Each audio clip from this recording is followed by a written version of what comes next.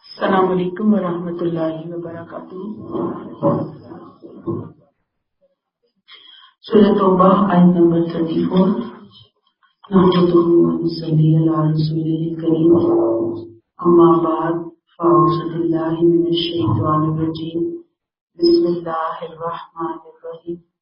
رب اشرح لی صدری ویسر لی امری واحلل عقدۃ من لسانی یفقهوا قولی ربی زدنی علما۔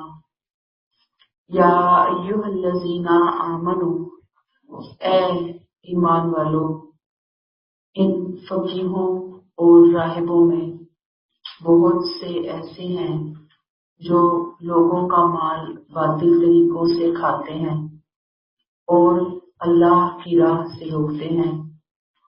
اے نبی صلی اللہ علیہ وسلم، جو لوگ سونا اور چاندی جمع کر رہے ہیں انہیں اللہ کے راستے میں خرچ نہیں کرتے، انہیں ایک دردناک سزا کی خبر سنا دو۔ پچھلی آیات میں ہم وہ جرائم پڑھ کر آئے جو یہ اللہ کے حقوق کے معاملے میں کرتے تھے۔ اب یہاں سے ان لوگوں کے وہ جرائم بیان ہو رہے ہیں جن کا معاملہ یہ مخلوق کے ساتھ کرتے ہیں، لوگوں کے ساتھ جو جرائم کرتے ہیں، خاص طور پر ان کے علماء کے کردار کو بے نقاب کیا اللہ تعالیٰ نے، تاکہ لوگوں کے سامنے ان کے علماء کی حقیقت آ جائے کہ جن لوگوں کا کردار، جنہوں نے لوگوں کو گائیڈ کرنا تھا، ان کا کردار اتنا فاسد ہو چکا ہے، اتنا گر چکے ہیں وہ اخلاق سے کہ جنہوں نے بتانا ہے ان کا اخلاق یہ ہے تو پھر عوام کی کیا حالت ہوگی؟ جنہوں نے سمجھانا ہے وہی خراب ہو گئے ہیں، بڑے خراب ہو گئے ہیں، امام خراب ہو گئے ہیں، تو عوام کی کیا اصلاح کی توقع؟ عوام کی اصلاح کا اگر کوئی ذریعہ ہو سکتا ہے، اگر کوئی امید کی کرن ہو سکتی ہے تو علماء، مشائخ، اسکالرز ہی ہو سکتے ہیں۔ لیکن اگر وہی مال و دولت کے پجاری بن جائیں، شہرت کے پجاری بن جائیں، تو پھر دیکھیں کون کس کی اصلاح کرے گا۔ سارے ایک حمام میں سارے ہی ننگے ہوں گے۔ تو یہاں پہ بتا دیا کہ یہ جو ان کے احبار اور رہبان ہیں، ان کی جو اکثریت ہے، یہ کیا کرتے ہیں؟ لَيَأْكُلُونَ أَمْوَالَ النَّاسِ بِالْبَاطِلِ، باطل طریقے سے لوگوں کا مال کھاتے ہیں، یعنی غلط فتوے دیے، لوگوں کے مال جو ہیں وہ مال بٹورتے ہیں۔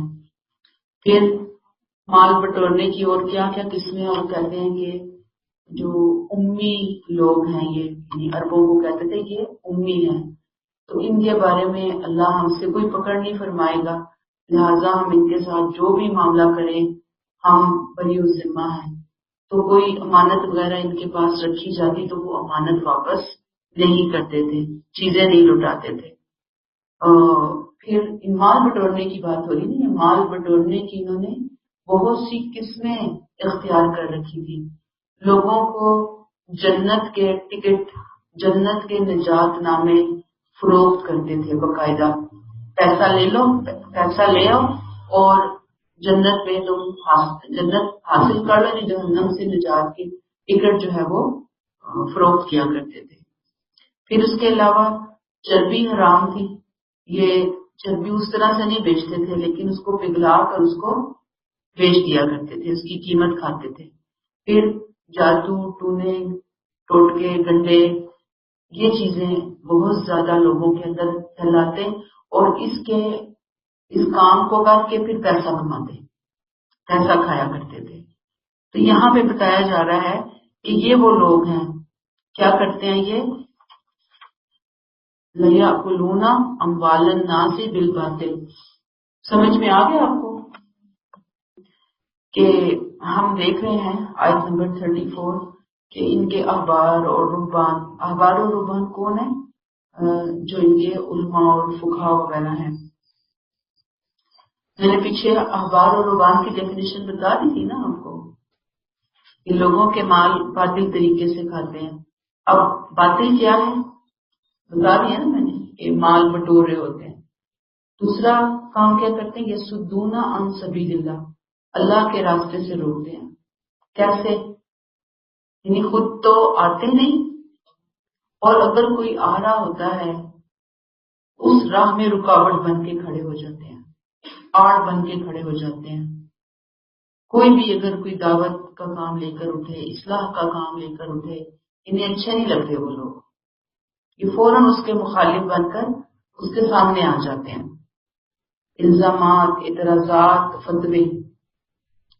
اور کیا کرتے ہیں؟ نمبر 3، والذین یکنزون الذہب والفضہ، سونا اور چاندی جمع کر کر کے رکھتے ہیں. یعنی جمع کر کے رکھنا اور اس کو اللہ کی راہ میں خرچ نہ کرنا. یعنی ایک جمع کرنے کی خواہش اور شوق، اور دوسرا اسے اللہ کی راہ میں خرچ نہ کرنے کا معاملہ. اور اسے کیا کرتے ہیں؟ اللہ کی راہ میں خرچ نہیں کرتے. اب آپ دیکھیے کہ اگر کوئی اپنے مال کی زکوٰۃ ادا کر دیتا ہے نا، تو اس کے بعد وہ اپنے مال کو اپنی مستقبل میں پیش آنے والی ضروریات کے لیے، کاروباری ضروریات کے لیے، ذاتی ضروریات کے لیے مال سنبھال سکتا ہے، کوئی منع نہیں ہے. لیکن اگر خالق کی طرف سے یا مخلوق کی طرف سے کوئی ایسا ضروری مطالبہ آ جائے کہ جہاں پہ انفاق کی اپیل کی جائے کہ بھئی اللہ کی راہ میں مال دیں، زکوٰۃ کے علاوہ بھی اگر کوئی اپیل ہو، تو اس وقت انسان اگر ہوتے ہوئے مال اور اس کے پاس ضرورت سے تھوڑا زیادہ ہی ہے مال، اگر وہ اس موقع پر اللہ کی راہ میں خرچ نہیں کرتا تو یہ پھر اس کے لیے یکنزون الذہب والفضہ اس میں آ جاتی ہے. ایک تو زکوٰۃ ادا نہیں کرتے، پہلی بات مال پاک کرنے کے لیے مال نہیں خرچ کرتے، اور اگر وہ کرتے ہیں تو اس سے ایکسٹرا مال کہ اگر کوئی ضرورت پیش آ جاتی ہے ملی، قومی، اجتماعی طور پر دین کو، تو وہ وہاں پر مال خرچ نہیں کرتے. تو یہاں بات وہی ہے کہ اگر ایک شخص ہے، اس کے پاس اللہ نے اس کو بہت مال دیا ہوا ہے اور وہ زکوٰۃ بھی بہت سوچ سمجھ کے نکالتا ہے. آپ نے دیکھا ہوگا کہ لوگ جو ہے وہ زکوٰۃ کے معاملے میں ایسی کیلکولیشن کر رہے ہوتے ہیں کہ بھی 1 روپیہ بھی زیادہ نہ ہو جائے گی. اگر 1 روپیہ بھی زیادہ ہو گیا تو پتہ نہیں کیا ہوتا ہے. بھائی زیادہ ہو جائے، کم نہ ہو، زیادہ ہو گیا تو کوئی بات نہیں، 1000، 10,000، 15,000 اللہ نے اگر آپ کو وسعت دی. چلے ایک تو جن کے پاس وسعت نہیں ہے ان کی علیحدہ بات ہے، جن کو اللہ نے دیا ہے اگر وہ دے دیتے ہیں تو کوئی قیامت نہیں ہے، یہ تو ان کی طرف سے صدقہ ہوگا اور ویسے بھی دینا چاہیے. یہاں پر وہی بات ہے کہ اگر کوئی شخص مال رکھتے ہوئے اپنے معاشرے کے اندر جو محروم طبقات ہیں، یتیم ہیں، مسکین ہیں، فقراء ہیں، بیوہ ہیں، اور کوئی معذور ہے، کوئی بیمار ہے، کوئی مقروض ہے، یعنی بہت سارے ضرورت مند آپ کے ارد گرد ہو سکتے ہیں. دین کو ضرورت ہے آپ کے پیسے کی، یعنی دین کو بھی ضرورت ہوتی ہے جہاد فی سبیل اللہ کے حوالے سے، اقامت دین کے حوالے سے. اب اگر وہ شخص ان تمام کاموں سے خاموش ہو کے بیٹھ جائے اور وہ اسے خرچ نہ کرے تو پھر یہ اللہ تعالیٰ کے یہاں اس کی پکڑ کا سبب بن سکتا ہے اور بن بھی جاتا ہے. لہٰذا یہاں سے جو بات سمجھنے کی ہے کہ جو لوگ سونا اور چاندی جمع کر رہے ہیں انہیں اللہ کی راہ میں خرچ نہیں کرتے، ان کو ایک دردناک سزا کی خبر سنا دو. فبشرہم بعذاب الیم. گویا ہر صاحب جو مال ہے، صاحب نصاب ہے، صاحب مال ہے، اس سے 2 تقاضے اللہ تعالیٰ نے کیے ہوئے. نمبر 1 اپنے مال کی زکوٰۃ ادا کرے. نمبر 2 مال جو ہے اگر اس کے پاس تھوڑا زیادہ ہے ضرورت سے، تو ایسی کوئی بھی ضرورت پیش آتی ہے تو وہ نفلی صدقہ اس کے اندر ضرور کر کے اپنے لیے اجر سمیٹے. اب اگر کوئی شخص پہلا مطالبہ پورا نہیں کرتا، سپوز وہ زکوٰۃ ادا نہیں کرتا، تو اسلامی گورنمنٹ جو ہے وہ زبردستی زکوٰۃ وصول کرے گی. یعنی اسلامی حکومت کا یہ حق ہے کہ وہ زبردستی کر کے زکوٰۃ وصول کرے. اور دوسرا ظاہری بات ہے کہ اگر وہ نہیں کرتا، جو رضاکارانہ انفاق ہے، والنٹیئرلی اس نے کچھ خرچ کرنا ہے، تو وہ اللہ کے ہاں پہ اس کا مجرم قرار دیا جائے گا. کلیئر ہو گئی آپ کو؟ نہیں، جیسے آپ دیکھیں کہ ہمارے ہاں تو 7.5 تولہ سونا اور چاندی اس کے مساوی پیسے اس کے اوپر ہے نا. لیکن دوسرا اسکول آف تھاٹ یہ ہے کہ ہر مہینے جو آپ کے پاس اگر آپ کی سیلری یا آپ کی پروفٹ یا آپ کو کسی بھی ذریعے سے تقریباً میرے خیال میں 77,000 اگر مل رہے ہیں تو پھر اس کے اوپر آپ کو زکوٰۃ دینی ہے. یعنی اپنے اخراجات بھی پورے کریں اور ساتھ میں زکوٰۃ کی مد میں سے بھی کچھ پیسے نکالیں اس کے اندر. بہرحال یہ اس موضوع کو زکوٰۃ کو نہ چھیڑیں آپ، اس کو بعد میں سمجھیے گا. آیت 35 یوم یحما علیہا فی نار جہنم، اس دن جس دن دوزخ میں آگ دہکائی جائے گی اور پھر اس سے ان کی پیشانیوں، پہلوؤں اور پیٹھوں کو داغا جائے گا. ان سے کہا جائے گا یہ ہے وہ خزانہ جو تم نے اپنے لیے جمع کر رکھا تھا، سو چکھو اس کو جو تم جمع کرتے رہے ہو. اب آپ دیکھیں کہ کیا یہاں پہ اتنی سخت مجرموں کی سزا بتا دی گئی کہ جو سونا چاندی جمع کر کر کے رکھتے ہیں. آج کل سونا جمع ہوتا ہے، پھر کیش جمع ہوتا ہے، پھر پلاٹ اکٹھے ہوتے ہیں، اس طرح کی چیزیں اکٹھی کر کر کر کے رکھی جا رہی ہوتی ہیں اور پھر اس میں سے اللہ کا حق ادا نہیں کیا جاتا. وہی حق جو میں نے 2 صورتیں آپ کے سامنے رکھی، ایک زکوٰۃ اور دوسرا نفلی صدقہ. یعنی وہ لوگ خرچ کرنے کے لیے، پیسہ نکالنے کے لیے تیار ہی نہیں ہے، اور اگر تھوڑا وہ دے بھی دیں تو 100 طرح کے احسان جتائے جاتے ہیں. تو اللہ کہتے ہیں کہ ان پر جہنم کی آگ دکھائی جائے گی کہ ان کے ایسے جیسے اس میں آتا ہے نا کہ بہا جباہوں بہا جباہوں وجنوبہم وظہورہم، جیسے داغا جاتا ہے نا، استری گرم کی جاتی ہے نا، یا پیالہ کوئی چیز گرم کی جاتی ہے، کوئی بھی چیز آپ نے دیکھا ہوگا کہ لوہے کی بٹیاں ہوتی ہیں نا، اس میں لوہے کو جو گرم کیا جاتا ہے وہ کتنا سرخ ہوا ہوتا ہے، اس سے پھر وہ کسی چیز کو توڑتے ہیں یا کوئی نشان لگایا جاتا ہے. تو اللہ تعالیٰ کہتے ہیں کہ اس طرح سے داغ لگایا جائے گا. اور یہ وہ لوگ ہیں، ظاہری بات ہے کہ جو پیسہ سمیٹ کے رکھ، اللہ تعالیٰ کہیں گے یہ ہے وہ پیسہ جو تم خرچ نہیں کرتے تھے، جمع کر کر کے رکھتے تھے، چکھو جو خزانے تم اکٹھے کر رہے تھے. اب آپ دیکھیں کہ جب انسان دولت کو نہیں خرچ کرتا، دولت سمیٹ کے رکھتا ہے، تو عموماً پیچھے 2 چیزیں ہوتی ہیں. نمبر 1، مالدار بن کے دوسروں سے زیادہ بہتر نظر آنا، زیادہ مالدار، زیادہ پیسے والا نظر آنا. پیسہ ہوگا تو ہم دوسروں کو بتائیں گے نا کہ بھئی ہمارے پاس پیسہ ہے، یا ہم دکھیں گے یا ہم اپنے طور پر زیادہ پیسے والے محسوس کیے جائیں گے. یعنی پہلی بات، دوسروں سے زیادہ بڑا نظر آنے کی خواہش پیسے کے معاملات میں. دوسری چیز کہ ہر وقت اپنے ذاتی آرام، ذاتی سکون، ذاتی ضروریات کے اوپر ہی خرچ ہو رہا ہے پیسہ. یعنی ذاتی ضروریات ایسی ہیں کہ جو پوری ہو کر ہی نہیں دے رہی، وہ دن بدن بڑھتی چلی جا رہی ہیں. اس وقت انسان کیا کرتا ہے کہ بھی یہ بھی ہو جائے، وہ بھی ہو جائے، اب یہ خریدنا، وہ خریدنا، پیسے خریدنا، پیسے خریدنا. یعنی کہ قناعت ہے ہی نہیں زندگی میں، سادگی نام کی چیز ہے ہی نہیں زندگی میں. تو پیسہ ظاہری بات ہے کہ پھر پانی کی طرح بہایا جاتا ہے. تو یہ 2 چیزیں ہیں جو انسان کو اللہ کی راہ میں مال خرچ کرنے سے روکتی ہیں. تو اب آپ دیکھ لیجیے، اللہ تعالیٰ نے کہا کہ یہ جو نرم گرم قالین، صوفے، بستر، مخمل کی چیزیں، کراکری، ان کے پیچھے لگ کر یہ انفاق کی سعادت سے محروم ہو گئے، خود کو انہوں نے محروم کر لیا ہے. تو یہ ان کی بچائی ہوئی دولت ان کے کچھ کام نہیں آئے گی، بلکہ ان کے پہلوؤں، ان کی پیشانیوں، ان کے پیٹھوں کو داغا جائے گا. یہ زخمی کرے گی یہ دولت. یہ جو یہاں لفظ آیا ہے نا فتقوا، اس کو داغا جائے گا.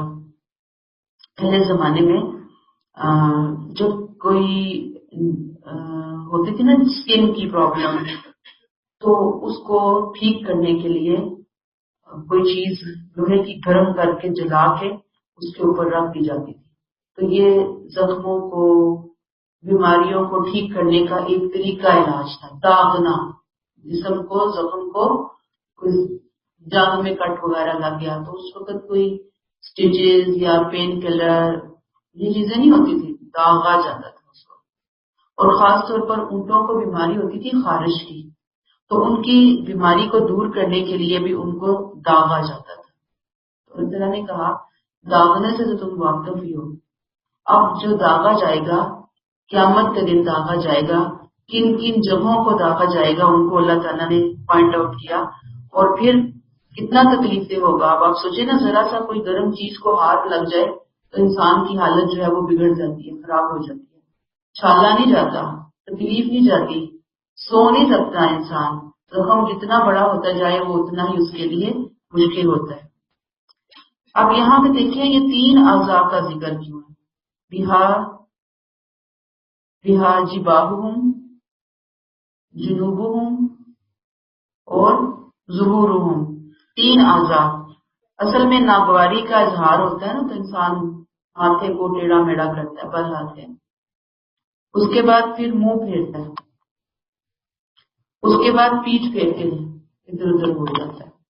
جب بھی خرچ کا کوئی تقاضا سامنے آتا ہے تو اس کی یہ حالت ہوتی ہے.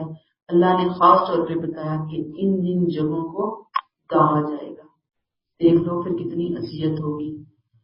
نبی کریم صلی اللہ علیہ وسلم نے بھی کہا کہ قیامت کے دن جو لوگ زکوٰۃ ادا نہیں کرتے ان کی دولت جو ہے وہ گنجا صاف بنا کر ان کو اوپر سلط کر دیا جائے گا اور وہ ان کو مسلسل ڈستا رہے گا اور وہ کہے گا کہ یہ میں ہوں تیرا مال، میں ہوں تیرا مال.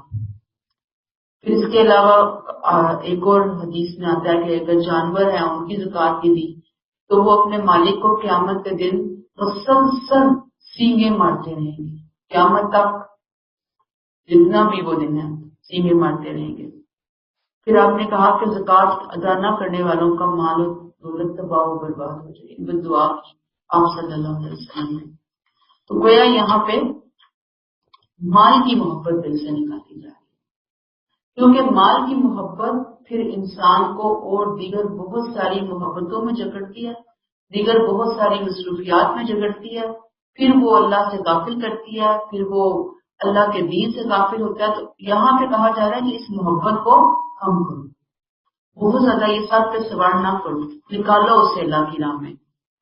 آیت 36 اِنَّ عِدَّتَ الشُّهُورِ عِندَ اللَّهِ، اے ایمان والو تم ان سے لڑو اور یاد رکھو اللہ کے ہاں جس دن سے اس نے آسمان اور زمین کو پیدا کیا مہینوں کی تعداد 12 ہے. اللہ کے نوشتے میں 12 ہے، ان میں سے 4 حرمت والے ہیں، یہی دین قیم ہے.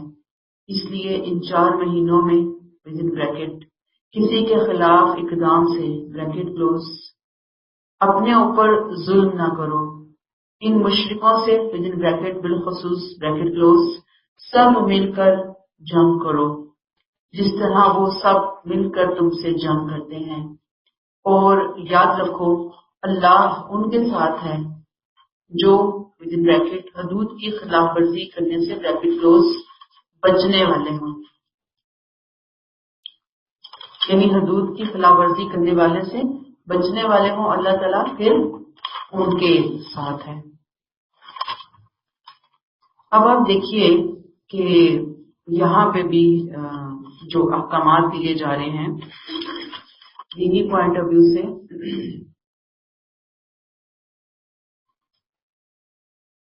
کیا ہے کہ اللہ کے جو حرمت والے مہینے ہیں ان حرمت والے مہینوں کا خیال کرو اور جنگ نہیں کرو.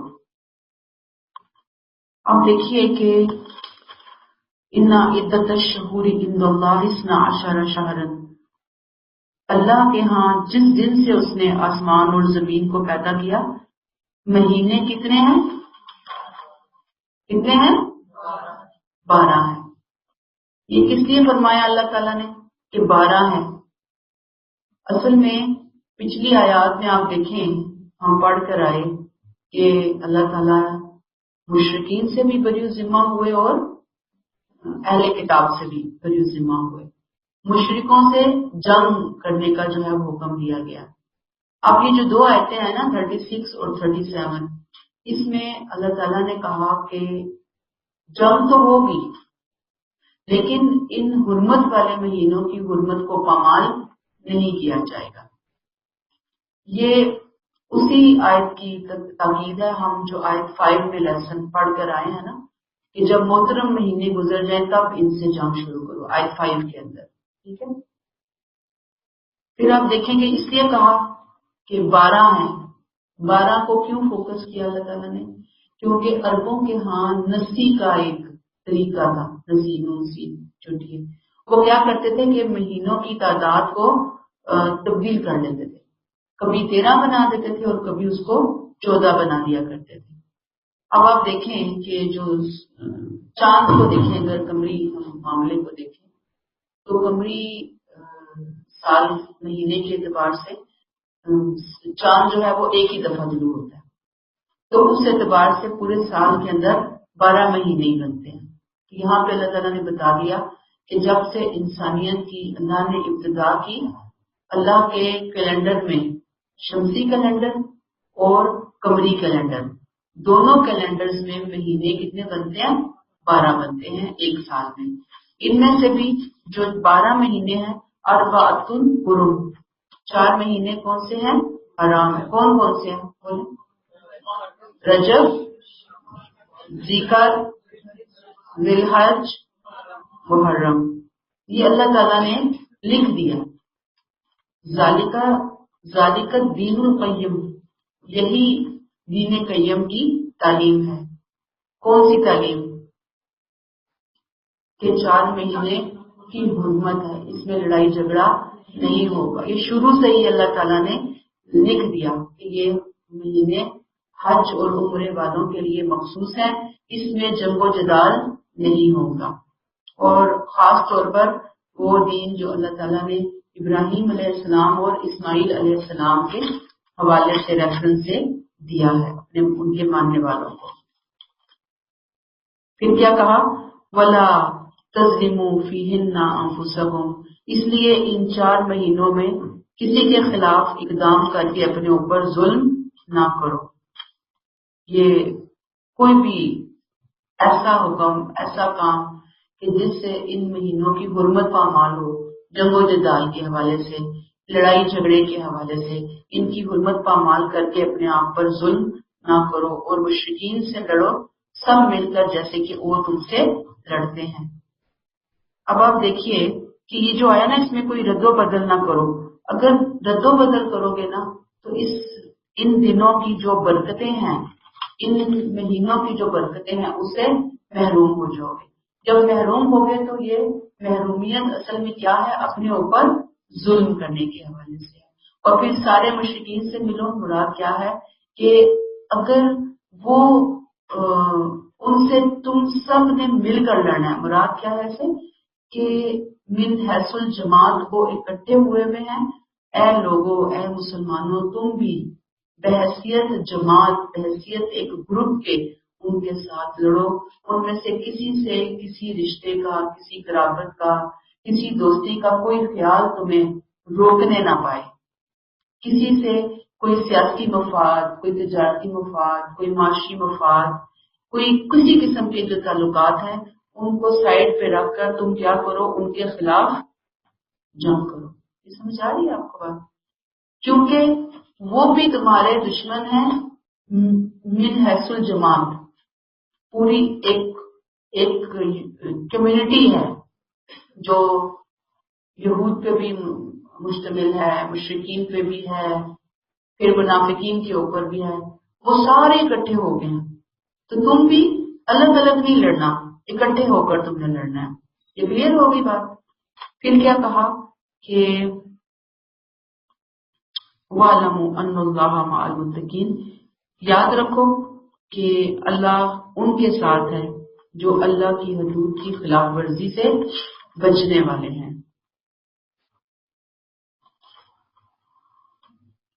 आपको याद है पिछली बातें हम एक दो करके आए थे कि अरबों के यहाँ खानदानों की बड़ी अहमियत होती थी।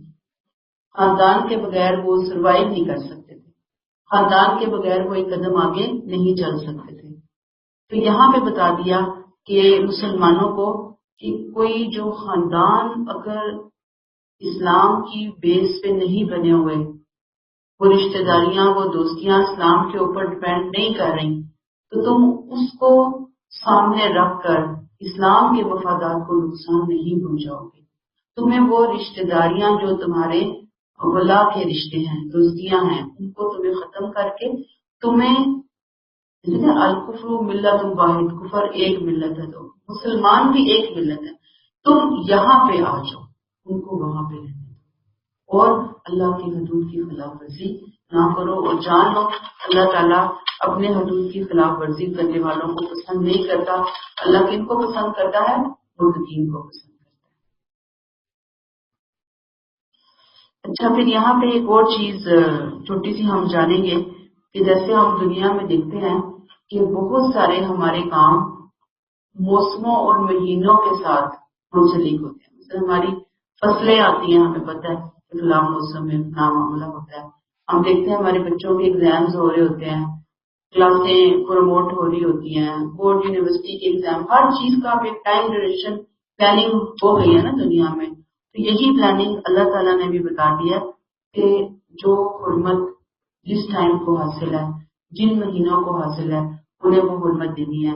اگر ہم بے وقت کی نماز پڑھیں گے، بے وقت کے روزے رکھیں گے، بے وقت کا حج کریں گے، تو اس کے اندر نہ اثر ہوگا نہ برکت ہوگی۔ تو یہی حال یہاں پر بھی ہے کہ اللہ تعالیٰ نے ایک تقویم بنا دی، ایک کیلنڈر بنا دیا دین کے حوالے سے، ہمیں اس کو لے کر چلنا ہے، اور وہی پھر 4 مہینوں کی حرمت وہاں پر آ جاتی ہے کہ جو اللہ نے مقرر کیا اس کو تم نے آگے پیچھے نہیں کرنا۔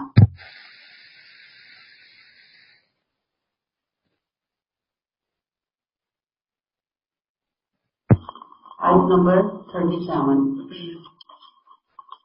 انما النسیء زیادۃ فی الکفر، حقیقت یہ ہے کہ مہینوں کا ہٹا دینا، نسی کہتے ہیں مہینوں کا اپنی جگہ سے ہٹا دینا۔ یہ نسی تو کفر میں مزید ایک اضافہ ہے جس سے یہ منکرین حق گمراہی میں مبتلا کیے جاتے ہیں۔ کسی سال یہ حرام مہینے کو حلال ٹھہرا دیتے ہیں اور کسی سال اس کو حرام کر دیتے ہیں، یہ نسی ہے، نسی بتائی جا رہی ہے، تاکہ اللہ کے حرام ٹھہرائے ہوئے مہینوں کی تعداد بھی پوری کر کے اس کے اللہ کے حرام کیے کو حلال بنا لیں۔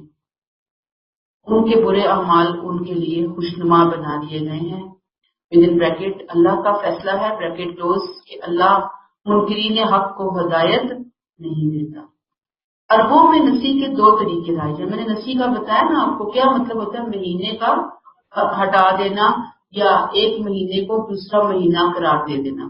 جیسے میں کہوں کہ یہ جو اپریل ہے نا، یہ اصل میں مارچ ہے، اپریل نہیں ہے، ٹھیک ہے نا؟ یعنی خود ہی میں اپریل کو مارچ کہہ دوں یا مارچ کو کہوں کہ وہ تو ابھی اپریل آئے گا، تو خود سے ایک مہینے کو دوسرا مہینہ قرار دے دینا، یہ نسی ہے۔ عربوں میں کیا تھا؟ نسی کے 2 طریقے تھے۔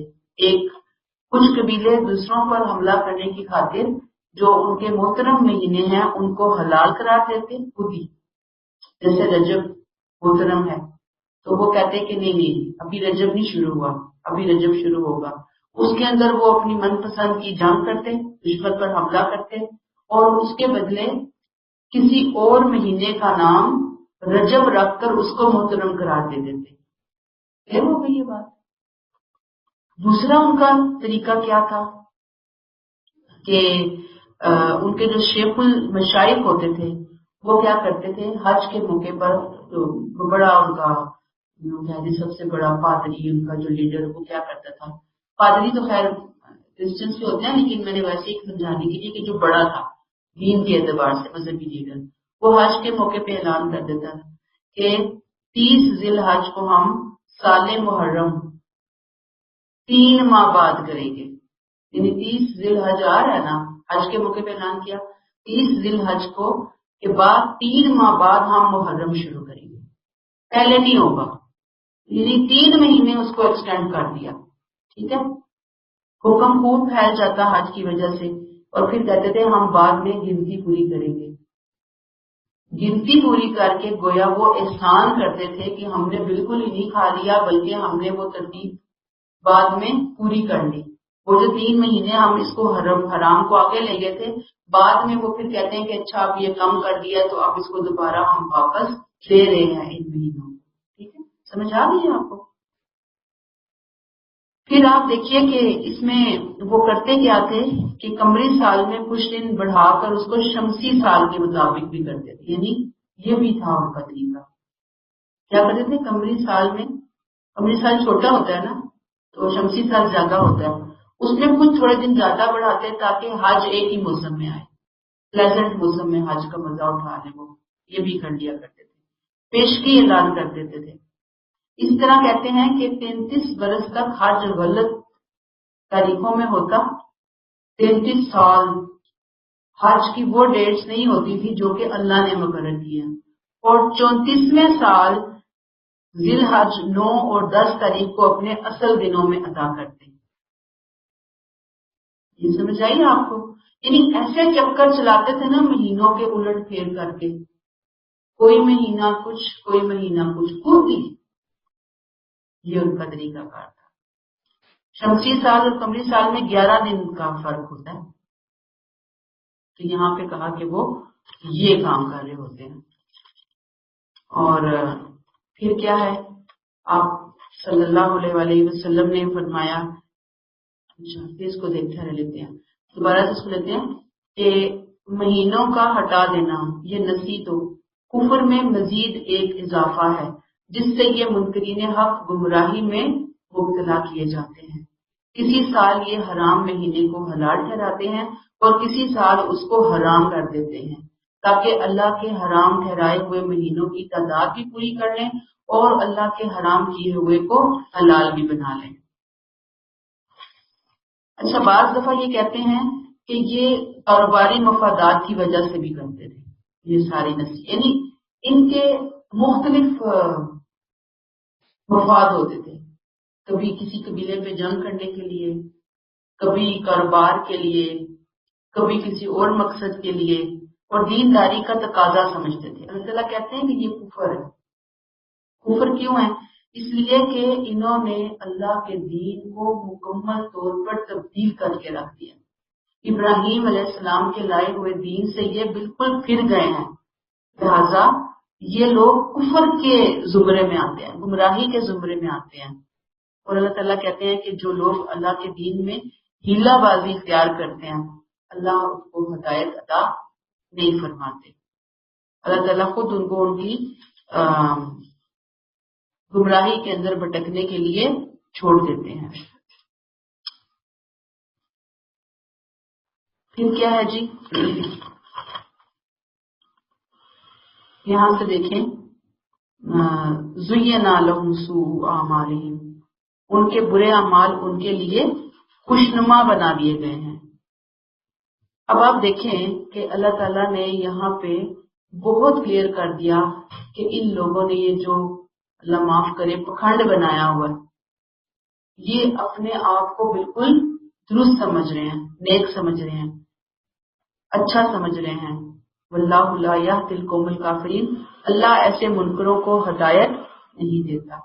اب کیا ہوا کہ یہ جو اللہ تعالیٰ نے انتظام کیا نبی کریم صلی اللہ علیہ وسلم کے ذریعے، اب حج دوبارہ سے انہی ڈیٹس کے اندر آ گیا ہے. میں نے آپ کو بتایا نا کہ 33 سال تک غلط ہوتا تھا اور 34ویں میں صحیح.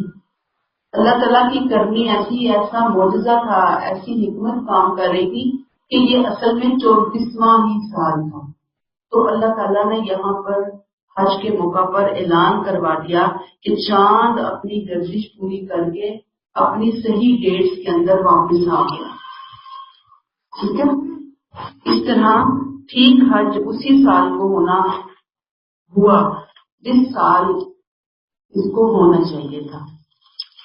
نبی کریم صلی اللہ علیہ وسلم نے فرمایا کہ زمانہ گردش کر کے اپنی اسی اصلی حیت پر آ گیا جو حیت اس کی اس دن قرار پائی تھی جس دن اللہ تعالیٰ نے آسمان اور زمین کو پیدا کیا.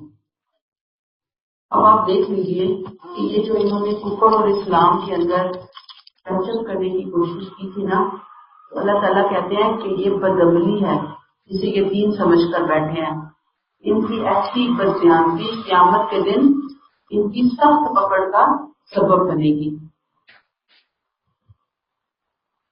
आप देखें कि हमारे यहाँ भी एक लीप का साल आता है, पता है ना आपको? जी, 4 साल बाद आता है। तो ये नसी नहीं है, ये इंतजामी जरूरत की वजह से उसमें एक दिन का इजाफा किया जाता है। अब ये जो इंतजामी जरूरत है ये शमसी कैलेंडर की वजह से है, और जाहिर बात है कि अब इसके ऊपर मेरी इतनी रिसर्च नहीं है कि ये लीप के साल में अगर कोई दिन ना डाला जाए तो क्या नुकसान होता है, इसको मजीद फिर आप देख लीजिएगा। बहरहाल अल्लाह ताला ने इसको हराम जो है वो करार दिया है, जो इन चीजों को बदलते हैं। तो अल्लाह ताला हिदायत अता फरमाए। तो सुमेरा पता है कुछ आपको ईद के साल के बारे में? मैंने भी ऐसी कोई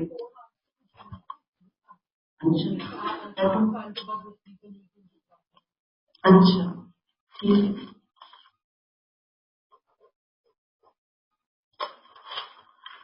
आयत नंबर 38, या अय्युहल्लज़ीना आमनू मा लकुम इज़ा क़ीला लकुम, ऐ कमजोर अहले ईमान, तुम्हें क्या हो गया है कि जब तुमसे कहा जाता है कि अल्लाह की राह में जिहाद के लिए निकलो तो तुम जमीन से चिमट कर रह जाते हो। क्या तुम आखिरत के मुकाबले में दुनिया की जिंदगी पर रजामंद हो गए हो? सो हकीकत यह है कि आखिरत के मुकाबले में ये दुनिया की जिंदगी तो निहायत हकीर है। अब यहाँ से यूं समझ लीजिए चौथा अहम टॉपिक शुरू हो रहा है, और ये उस मौके के ऊपर नाजिल हुई ये आयात जब आप सल्लल्लाहु अलैहि वसल्लम 9 हिजरी में ग़ज़वा तबूक की तैयारी कर रहे थे। उस टाइम के करीब तरीन की ये आयात आई है। शुरू में हमने पढ़ा सूरह के शुरू में कि मुशरिकीन अरब के लिए सजा का ऐलान था। उसके बाद फिर हमने अहले किताब के लिए सजा का ऐलान सुना। अब ये जो अगली आयात आ रही है इसमें मुनाफिकीन के लिए सजा का ऐलान होने जा रहा है, जो रियासत मदीना में मौजूद थे, और सूरह के आखिर तक उन्हीं का ताक़ुब जो है वो अल्लाह ताला ने फरमाया है। कुरान मजीद की जो तरतीब है आप सल्लल्लाहु अलैहि वसल्लम ने वही की रोशनी में की थी, और उसमें आया है कि ये जो बाद की कुछ आयात आई है ना बाद की, उनको सूरह तौबा में शुरू में रखा है, और जो शुरू की आयात आई है उनको आप सल्लल्लाहु अलैहि वसल्लम ने अल्लाह के हुक्म से बाद में दर्ज किया है, ताकि मौजू इस तरह से तरतीब पाए कि पहले मुशरिकीन, फिर अहले किताब, और फिर उसके बाद मुनाफिकीन। ठीक है, इससे मालूम हुआ कि ये जो तरतीब अल्लाह ने तरतीब तौक़ीफ़ी है इसके अंदर कितनी ज्यादा हिकमत है। यानी नज़ूली में अहकामात जरा और अंदाज में आए हैं, लेकिन जब उसको कुरान में लिखा गया तो अहकामात को तरतीब दे दी गई बाकायदा कि पहले किस किस ग्रुप को एड्रेस करना है। बहरहाल आगे की जो आयात है उनका जो हम पढ़ने जा रहे हैं उसका तारीखी पस मंजर क्या है कि उस सरजमीन अरब के करीब 2 बड़ी रियासतें थी। अरबों के सरजमीन अरब के करीब 2 बड़ी रियासतें थी। एक ईरान की रियासत जिसे फारस कहा जाता है और उनका मजहब आतिश परस्ती था। दूसरी तुर्की की रियासत, उसको सल्तनत रोम कहा जाता है, उसका मजहब ईसाइयत था। फारस का मजहब कौन सा था? आतिश परस्ती। और सल्तनत रोम का मजहब कौन सा था? जी, जो रोमी है ना उनके बादशाहों का लक़ब उस वक्त कैसर होता। जैसे पहले फिरौन के जमाने में वो फिरौन कहलाते थे ना सारे, तो लक़ब इस्तेमाल किया करते थे। जी, तो उस वक्त जो मौजूदा फलस्तीन और शाम के इलाके ना, यानी आप जो फलस्तीन है हमारा शाम, वो सारे के सारे रूमी सल्तनत के अंडर होते थे।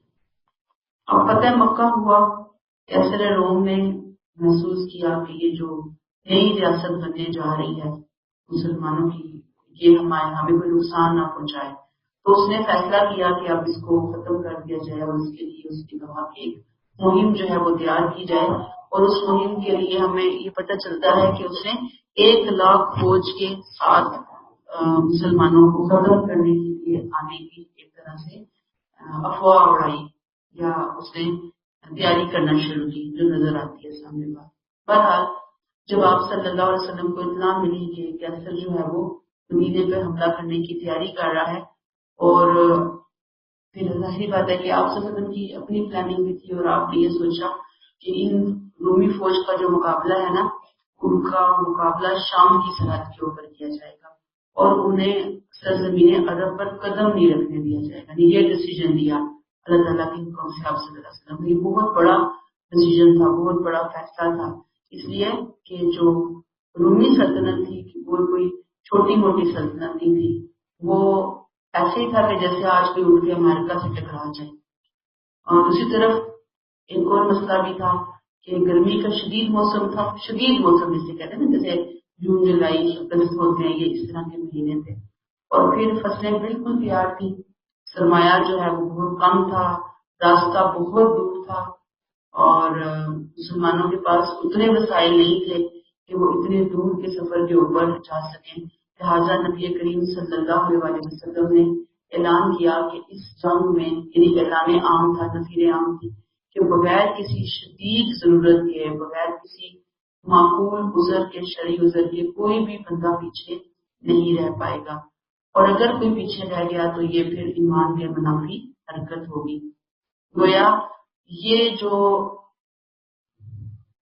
محاذ جنگ پہ جانا تھا، یہ کفر اور اسلام کے درمیان ایک کسوٹی بن گیا کہ اب مسلمان وہی رہے گا جو استطاعت رکھتا ہے اور وہ اس جنگ میں شرکت کرے گا. پیچھے وہ رہے گا جو کافر ہوگا یا وہ منافق ہوگا. اب جو مومن تھے اس موقع پر ان کی قربانیوں کی ایک لازوال داستان ہے جو ہم پڑھتے ہیں، اور جو منافقین تھے ان کا جو کردار ہے وہ انتہائی دوغلا اور شرمناک رہا ہے، قابل اعتراض رہا ہے، کمزور رہا ہے. بہرحال اس کے ساتھ ساتھ ایک اور گروپ بھی یہاں پہ پیدا ہو گیا، اور وہ تھا کمزور مسلمانوں کا گروپ، کہ جو گم و گو کی کیفیت میں آ گئے اس وقت، یعنی فیصلہ نہیں کر پائے کہ ہمیں جانا ہے یا نہیں جانا. تو اللہ تعالیٰ اب یہاں سے ان کمزور مسلمانوں سے بھی خطاب کر رہے ہیں، ان کے معاملات بھی ڈسکس ہو رہے ہیں. آگے چل کے ہم دیکھیں گے کہ منافقین کے بارے میں بھی ڈسکشن ہوگی کہ ان کے ساتھ کیا کیا جائے گا. تو رجب 9 ہجری میں نبی کریم صلی اللہ علیہ وسلم 30,000 کا لشکر لے کر روانہ ہوئے ہیں شام کی طرف. اب جب یہ لشکر تبوک کے مقام پہ پہنچا ہے تو پتہ چلا کہ جو کیسر ہے اس نے تو اپنی افواج وہاں سے ہٹا لی ہے اور کوئی دشمن موجود نہیں. یہ بھی سمجھے کہ ایک اللہ تعالیٰ کا ایک بہت زیادہ کرم تھا، ان کی طرف سے غیبی مدد تھی کہ وہاں پہ نہیں تھی. بہرحال آپ صلی اللہ علیہ وسلم نے اللہ کے حکم سے یہ اب پہنچ گئے تھے تبوک، تو آپ نے کہا کہ اپنی جو سرحدیں ہیں ان کو مضبوط کیا جائے، بہتر بنایا جائے اس کے دفاع کو. پھر 20 دن آپ صلی اللہ علیہ وسلم وہاں پر بیٹھ رہے ہیں اور سرحدوں کی مضبوطی کے لیے جو بھی داہ عمل اختیار کیا جا سکتا تھا وہ کیا ہے. گویا سرزمین عرب کو اللہ تعالیٰ نے مرکز اسلام بنانا تھا نا، تو اس مرکز اسلام کی جو سرحدیں تھیں وہ اللہ تعالیٰ نے مضبوط کروانے کا یہ کام اس موقع پر آپ صلی اللہ علیہ وسلم سے لیا. اور یہ مارکا ایسا ہے کہ جس میں آپ کو اور آپ کے ساتھیوں کو بغیر لڑے ہی فتح نصیب ہوئی ہے. اب آتے ہیں ہم آگے آیات کے اوپر. کیا کہہ رہے ہیں اللہ تعالیٰ؟ کیا لوگوں جو ایمان لائے ہو کہ تمہیں کیا ہو گیا ہے؟ اذا قیل لکم انفروا فی سبیل اللہ اثاقلتم الی الارض، کہ جب تم سے کہا جاتا ہے کہ اللہ کی راہ میں نکلو تو تم زمین سے چمٹ کر رہ جاتے ہو. یہ جو انفروا ہے نا، یہ ہے کسی چیز کی طرف شوق سے جانا، دوڑ کر جانا، خاص مقصد کے لیے نکلنا. اب یہاں پہ کس مقصد کے لیے کہا جا رہا ہے؟ کون سا جہاد؟ نہیں، وہ ہے لیکن کون سا موقع ہے؟ غزوہ تبوک ہے. تم بوجھل ہو گئے، اس سفل تم کیا ہو گئے؟ بوجھل ہو گئے. بوجھل کیسے ہو گئے؟ ہاں، جیسے زمین پہ بوجھ نہیں کوئی بن جاتا، بیٹھ ہی جاتا ہے، بوجھل ہو گئے. اللہ کہتے ہیں کہ تم زمین کے لیے زمین سے چمٹ کر بیٹھ گئے، ارضی تم بالحیات دنیا من الآخرہ، کیا تم آخرت کے مقابلے میں دنیا کی زندگی پر رضامند ہو گئے؟ یعنی تم نے کیا پسند کر لیا؟ آخرت چھوڑ کر تم نے دنیا پسند کر لی۔ اصل میں یہ جو آیت ہے نا، اس میں خطاب عام ہے لیکن سنایا منافقین اصل میں جا رہا ہے کہ جو جہاد سے جی چرا رہے تھے، کس وجہ سے؟ اپنی تناسانیوں کی وجہ سے، وہ نہیں جانا چاہتے۔ تو اتنی دور کے سفر پہ جان ہتھیلی پہ رکھ کے اتنے کٹھن سفر کے اوپر نکلنا، تو اللہ کہتے ہیں کہ یہ کیا؟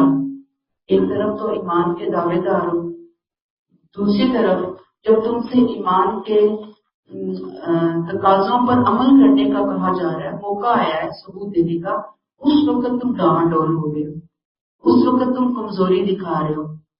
تو یہ جو تمہارا اٹھنا ہے ایسے ہے جیسے پہاڑ کسی نے کمر کے اوپر رکھ دیا ہے، بالکل زمین سے چپک کر تم رہ گئے ہو، تم نے دنیا کی زندگی کو پسند کر لیا ہے۔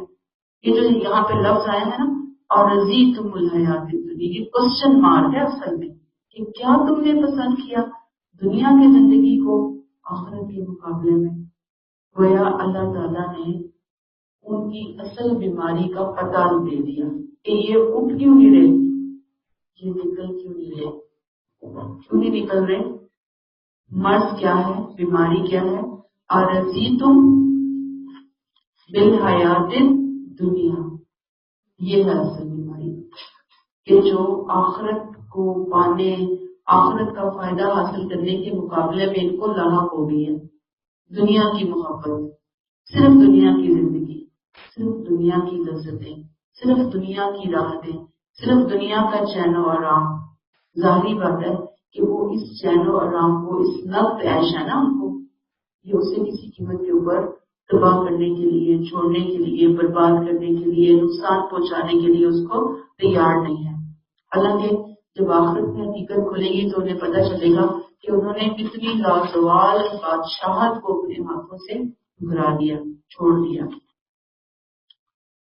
پھر آپ دیکھیں فما متاع الحیات الدنیا فی الآخرۃ الا قلیل، حقیقت یہ ہے کہ آخرت کے مقابلے میں یہ دنیا کی زندگی تو نہایت حقیر ہے۔ اللہ نے کھول کے بیان کر دیا، گویا اللہ تعالیٰ نے ان کی نفسیات کو پالش کرنے کی کوشش کی ہے۔ ایک آخری کوشش ہو رہی ہے یہاں پر، انہیں آخری بار ایک طرح سے سمجھایا جا رہا ہے کہ دنیا کی محبت جو تمہارے اندر گھر کر گئی ہے، اس کو نکالو۔ دنیا کی محبت تو بہت تھوڑی ہے، پانی کا قطرہ ہے، پانی کا بلبلہ ہے، اصل چیز تو آخرت ہے۔ آخرت کے لیے، آخرت کے لیے کوشش کرو۔ سمجھ آ رہی ہے آپ کو؟ تو اب دیکھیں کہ غزوہ تبوک میں جو لوگ تھے نا، وہ 4 قسم کے لوگ تھے۔ نمبر 1 وہ جنہوں نے آپ صلی اللہ علیہ وسلم نے اللہ کے حکم سے اپیل کی، انہوں نے فوراً لبیک کہا۔ دوسرے وہ منافقین تھے جنہوں نے عذر بہانے پیش کر کے اپنی جان بچا لی۔ تیسرے وہ جو حقیقی معذور تھے، حقیقی معذور تھے، بوڑھے تھے، ان کا بھی آگے ذکر پڑیں گے۔ اور چوتھے وہ جو بس ڈاما ڈول ہوتے ہوتے ہی رہ گئے، انہوں نے کوئی عذر بہانہ نہیں کیا، کچھ نہیں کیا، بس انہوں نے کہا کہ ہم رہ گئے، وہ رہ کے پیچھے نہیں جا سکے۔ تو اب غزوہ تبوک پہ ہم ڈیٹیل پڑھیں گے، تبصرہ ہے، اور تبصرے میں یہ جو 4 گروپس ہیں ان کا ذکر اللہ تعالیٰ یہاں پہ کریں گے۔ اس سے ہمیں جو ایک لیسن ملتا ہے یہاں سے، خاص طور پر یہ جو آیات ہے نا، ارضیتم بالحیات دنیا سے لے کر پھر آخرت الا قلیل تک، دنیا کی زندگی کے مقابلے میں، آخرت کے مقابلے میں دنیا کی زندگی تو نہایت حقیر۔ ایک واقعہ ہے عبدالعزیز بن مروان کا، ہسٹری سے بھی پتہ چلتا ہے، وہ حضرت عمر بن عبدالعزیز کے والد تھے۔ کہتے ہیں کہ ان کو پتہ چل گیا تھا کہ وہ فوت ہونے والے ہیں، تو انہوں نے اپنا کفن منگوایا کہ اب تو میں جا رہا ہوں دنیا سے۔ پھر اپنا کفن دیکھ کر کہنے لگے کہ بس میرا تو دنیا سے یہی حصہ تھا، یہ کفن بس میں لے کے جا رہا ہوں۔ اور پھر وہ اتنا روئے، روتے رہے بیٹھ کے، کہنے لگے ہائے دنیا، ہائے دنیا، تیرا بہت زیادہ بھی کم ہے. کیا کہا؟ تیرا بہت زیادہ بھی ہو تو کم ہے، اور تیرا کم تو بہت ہی کم ہے. کم ہے تو پھر بہت ہی کم ہے، بہت بھی ہو تو بہت کم ہے. افسوس ہم دھوکے میں رہے. اتنا خوبصورت ایک کوٹ ہے نا جو ان کا مشہور ہو گیا، ہسٹری میں سیو بھی ہو گیا، کہ دنیا کے پیچھے اتنا بھاگ بھاگ بھاگ کے اپنے آپ کو پاگل کر لینا، یہ کوئی انسانیت نہیں ہے، یہ کوئی مسلمانیت نہیں ہے. اصل میں مناسب حد تک محنت ہے، مناسب حد تک کوشش ہے، مناسب حد تک دعائیں ہیں، اس کے ساتھ ساتھ اپنی آخرت، اس کے ساتھ ساتھ اپنا دین، دونوں چیزوں کو بیلنس کر کے چلنے کی ضرورت ہے. تو آپ سوچیں کہ جیسے انہوں نے کہا کہ یہی بس میں لے کے جا رہا ہوں دنیا سے کفن، دنیا کی چیزوں میں سے کفن جا رہا ہے، تو حقیقت تو یہی ہے نا کہ ہمارے ساتھ کیا جائے گا دنیا میں سے؟ کفن ہی جائے گا. اور اب آپ دیکھیں کہ اگر کوئی کچھ دے بھی دے تو وہاں پہ کام نہیں آنا، فائدہ نہیں ہونا قبر کے اندر. اللہ تعالیٰ ہمیں ہدایت عطا فرمائے. آیت نمبر 39 الا تنزلوا يعذبكم عذابا الیما. اگر تم اس کے لیے نہیں اٹھو گے تو اللہ تمہیں دردناک سزا دے گا، اور یاد رکھو تمہاری جگہ کسی اور گروہ کو لے آئے گا، اور پھر تم اللہ کا کچھ بھی نہ بگاڑ سکو گے. اللہ ہر چیز پر قدرت رکھتا ہے. اصل میں یہ ان لوگوں کی سزا کہ جو اللہ اگر کسی کو منتخب کرتے ہیں اپنے مشن کے لیے نا، اور وہ اس کو پورا کرنے سے جی چرائے، انکار کر دے. اللہ نے کسی کو چنا اور وہ انکار کر رہا ہے، جی چرایا ہے، تو اللہ تعالیٰ کہتے ہیں کہ بس پھر اس کے لیے عذابًا الیما ہے، دردناک عذاب. اور یہاں مراد ذریت ابراہیم کے حوالے سے ہے. ذریت ابراہیم میں کون کون تھے؟ ایک بنی اسرائیل تھے اور ایک بنی اسماعیل تھے. بنی اسرائیل کو ان کے کیے کی سزا اللہ نے دے دی. اب بنی اسماعیل کو کان کھولے جا رہے ہیں، کان کھینچے جا رہے ہیں کہ دیکھ لو کہ کیا معاملہ جو ہے وہ ہونے جا رہا ہے. اگر تم اللہ کی راہ میں نہیں اٹھو گے، اگر تم نہیں کوشش کرو گے تو عذاب علیم تمہارا منتظر ہے، عذاب کی پکڑ میں آ جاؤ گے. اور یہ نہ سمجھو کہ تم نہیں اٹھو گے تو اللہ کے دین کا کچھ نہیں بنے گا، اس کی مدد نہیں ہوگی، اس کا کام رک جائے گا. نہیں، اللہ تعالیٰ کیا کرے گا؟ تمہاری جگہ کسی اور گروہ کو لے آئے گا. وَيَسْتَبْدِلْ قَوْمًا غَيْرَكُمْ، کسی اور کو لے آئے گا. وَلَا تَضُرُّوهُ شَيْئًا، اور پھر تم اس اللہ کا کچھ نہ بگاڑ سکو گے. گویا تمہارا اپنا اٹھنا تمہارے لیے سعادت ہے. اگر تم نہیں اٹھتے کس کا نقصان ہے؟ تمہارا اپنا نقصان ہے. اللہ تعالیٰ کا جو دین ہے نا، یاد رکھیے کہ انسان سے اس کو ایک آنر دیا جاتا ہے. اللہ چنتے ہیں بندوں کو کہ اٹھو اور اٹھ کر دین کی خدمت کا کچھ معاملہ سر انجام دو. اب اگر کسی کو صلاحیت بھی ملی، دین کے کام کرنے کے لیے وسائل بھی ملے، پھر بھی وہ نصرت اور حمایت کا کام نہ کرے تو پھر اس کے لیے زمین کے اندر کوئی جگہ نہیں ہے. اللہ ہر چیز پر قادر ہے. یہ جو مختصر سا جملہ ہے نا، اللہ کل شیء قدیر، بہت سی حقیقتیں اس کے اندر چھپی ہوئی ہیں. کس چیز پر قادر ہے؟ اللہ تمہیں عذاب دینے پر قادر ہے. پھر کس چیز پر قادر ہے؟ تمہاری جگہ دوسروں کو لے آنے پر قادر ہے. تم نہیں کر رہے تو کوئی اور کر دے گا. ٹھیک ہے نا؟ پھر کس چیز پر قادر ہے؟ اپنی ہر اسکیم کو پورا کرنے پر قادر ہے. وہ کسی کا محتاج نہیں ہے. جب وہ پورا کروانا چاہتا ہے وہ پورا کر لیتا ہے. کلیئر ہو گئی یہ بات؟ یہاں سے ایک بہت اہم سبق ملتا ہے اس آیت سے ہمیں کہ دین کی ضروریات دو طرح کی ہوتی ہیں. ایک کہ بہت سے لوگ ہوتے ہیں خدمت کرنے والے، ایک نہیں کرے گا تو کوئی دوسرا کر لے گا. ٹھیک. دوسرا، بہت کم لوگ ہوتے ہیں، ایک ایک بندہ بہت قیمتی ہوتا ہے. ایسے موقع کے اوپر تھوڑی سی سستی، تھوڑی سی غفلت، تھوڑی سی کوتاہی بہت سخت اثرات مرتب کرتی ہے. آج آپ مجھے بتائیں کہ کیا ہے سچویشن؟ پہلی پوزیشن میں کھڑے ہیں کہ بہت دین کا کام کرنے والے، یا تھوڑے ہیں؟ تھوڑے ہیں نا. قرآن کو لے کر آنے والے تو بہت تھوڑے ہیں. ادھر ادھر کی چیزیں اٹھا کے بہت کچھ گھوما جا رہا ہے معاشرے میں، وہی چورن بیچ رہے ہیں اپنے اپنا. قرآن والا معاملہ تو بہت تھوڑا ہے. آج ایسا موقع ہے کہ یہ سستی یہ جو زوال ہے یہ نسلوں تک جا رہا ہے، اس کا اثر پیچھے والی نسلوں کی کوتاہی یا ان کا قرآن پر محنت نہ کرنا، آج ہم جتنا بھگت رہے ہیں ہمارے بعد والی نسلیں پتہ نہیں کتنا بھگتیں گی اس کا۔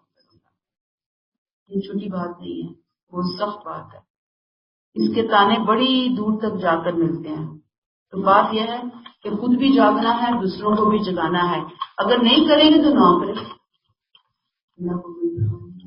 اللہ کو کوئی ضرورت نہیں ہے، یہ میرے اور آپ کے لیے ایک آنر ہے، اللہ ہمیں اس آنر کے لیے چنے رکھے، اللہ توفیق دے، اللہ ثانی